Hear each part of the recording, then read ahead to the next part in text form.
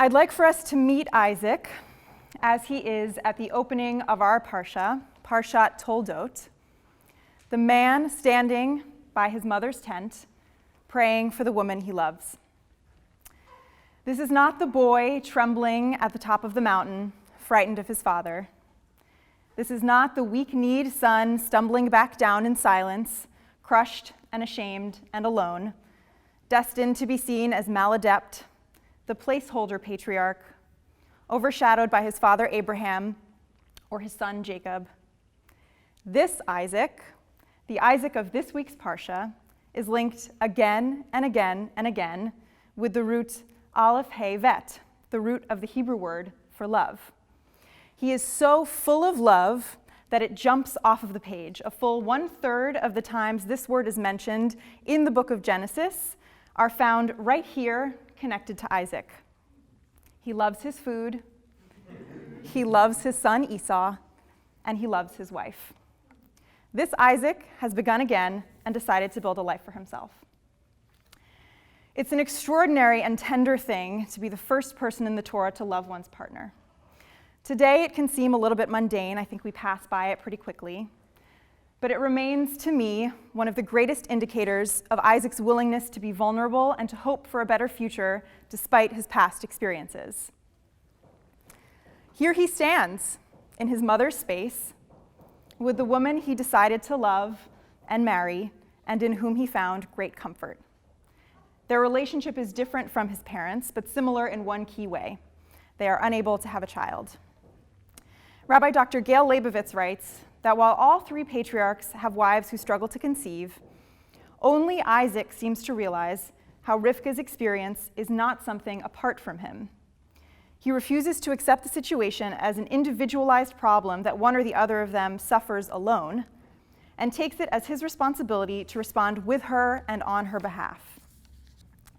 The depth of Isaac's love and his praying with her catches the attention of what feels like all of the medieval commentators in France. Rashi writes, Isaac prayed much and urgently with an insistent pleading, such that God was influenced by Isaac. Bechor Shor adds, Isaac's prayer was for his wife, not for himself. He was not afraid. He wanted to be built up from Rivka. And Radak notes, Isaac prayed long and hard, seeing that he loved her very dearly. He would not consider taking any of Rivka's handmaids as a partner. He didn't want to marry anyone else. Over and over and over they echo, Isaac loves Rivka alone, for herself, in the fullness of her being. He loves no other, and he calls out to God on her behalf with a deep and touching urgency, unafraid. We sit here, silent observers, watching these two partners, and we are sheltered by the intimacy and the sanctity of their prayer. This new life of theirs is being built on a foundation of devotion, communication, and prayer. We watch as God grants their request, as Rivka becomes pregnant and gives birth to 2 healthy children, as those children grow and are loved so dearly by their parents. We go on this ride with them thinking, maybe with a little bit of envy, they are so blessed. They are so lucky. With a foundation like that, why would anything go wrong? But this path that Isaac has chosen, the love he has worked to create, isn't perfect despite its power. Love and family, it turns out, are messy. Isaac discovers what we discover too. While we might love many people in our family, sometimes we like others more.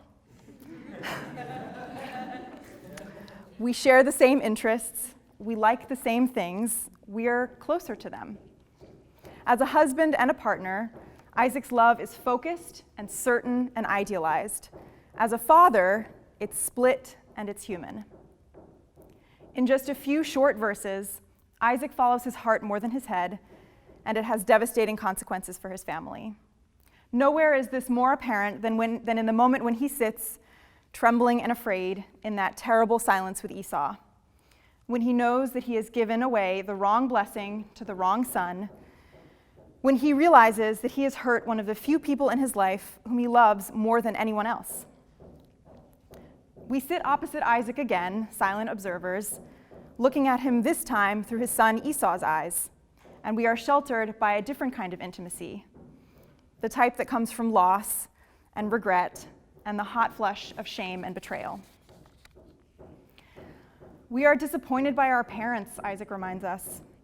We are disappointed by our partners and by our children and by ourselves. What do we do with this disappointment? The text seems to be asking, when loss arrives, when we fail badly, when we know we can't hide, what should we do? Isaac lives out his reply, showing us that it is possible to go down to the depths of our disappointment and despair, our discomfort and our rage, our sadness and our shame, all the while acknowledging that love alone isn't going to fix the things in our lives that we ourselves have broken. He gives Esau another blessing when there really is no other blessing left. He gives him permission to walk away and make his own choices. Isaac tries again to build his life, not knowing if his best efforts will be good enough, and there is holiness in this moment too, and hope. We learn from Isaac's experiences that love can bring great blessing and still bring great pain. There is no guarantee that we will be fulfilled or find happiness or be understood. We have to decide if we're willing to risk experiencing loss, even if we don't know it's coming. In his book, Love and Joy, Professor Yochanan Mufs wrote, "The rabbis were acutely aware of this dialectical tension in the act of loving. The painful need to love and to speak on the one hand, and anxiety that this love will not be properly received on the other. This tension is impossible to avoid. We can only overcome it by an act of bravery. We are not dealing here with a leap of faith, but with a leap of action. Communicate, love." He continues with a story from the Midrash from Genesis Rabbah. Said Rabbi Berechia, "When God was about to create Adam, God saw saints and wicked men emanating from him. God said, 'If I create him, the wicked will be born from him. If I do not create him, how will the saints ever be born from him?' How did God resolve this conflict? God consciously repressed the thought of the wicked from God's mind, turned up the decibels of the attribute of mercy, and took the chance of creating humanity. Like Isaac, we all come down from our own mountains, and like God in this midrash, we consider, at least briefly, the consequences of our actions. There's always the risk that we get it wrong, or that the worst will prevail. While we get to decide how we build our lives, and if we build the world around us with love, there are still moments where we sit across from the people in our lives that we have wronged, and it doesn't go so well. Sometimes the people we hurt decide to leave us. Isaac lives with his crookedness and his messiness, and he continues to try. His love is what gives him the hope to keep going. It's what gets him into trouble. And ultimately, it is what brings holiness into his world. It is a profoundly human story, and as Professor Mufs teaches us, a divine one too. Love and mercy require bravery. God knows that wickedness and deceit will exist in the world because of God's decision to create human beings, and that joy and laughter will too. Is it worth it, do you think? We live in a world without guarantees, but sometimes we get lucky. Sometimes we get lucky more than once. Sometimes we get it right. We'll continue with Kaddish D'Rabbanan, which can be found on page 13. Please rise.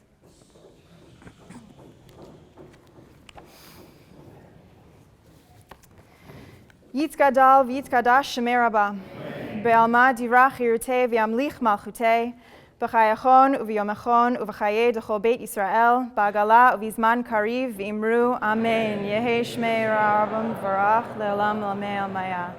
Yitbarach v'yishtabach v'yitpa'ar v'yitramam v'yitnaseh v'yithadar v'yithalal shemei dekudesha b'reichu, le'ela min kol birchata v'shirata, Tushbechata v'nechemata da'amiran be'alma v'imru, Amen. Al Yisrael ve'al Rabbanan ve'al Tamidehon ve'al kol Tamidei Tamidehon ve'al kol man dioskim beoraita di v'atra hadain v'di b'chol atar v'atar Yehei lahon u'lachon shlam rabba china v'chiza v'rachamin v'chayin arichin u'mezona revicha ufurkana min kadam avuhon v'ishmaya v'imru amen. Yehei shlam rabba min shemaya v'chayim tovim aleinu ve'al kol Yisrael v'imru amen.